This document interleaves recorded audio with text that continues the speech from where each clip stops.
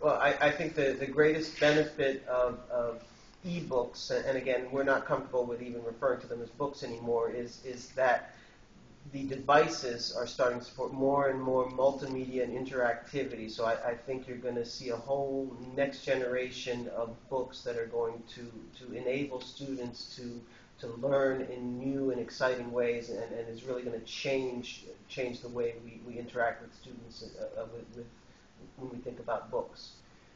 In terms of the biggest challenge, I think right now the biggest challenge, the ADA is a challenge, but I think the biggest challenge is getting both faculty and students to move in this direction and get excited about this. There's a small percentage that are, but I'm still finding reluctance both on faculty and students to move in this direction. Great.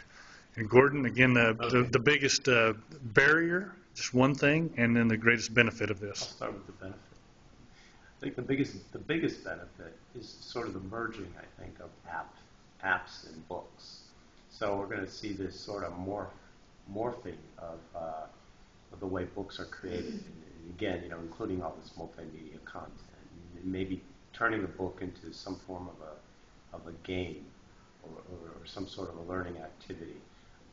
Beyond, so you're not just reading anymore; you're actually playing the book on the device. I think is where all this stuff is going to go, and that's what has me the most excited about this whole process. As far as barriers go, there's technology barriers, and I blog too, and I blog a lot about the what I call broadband divide.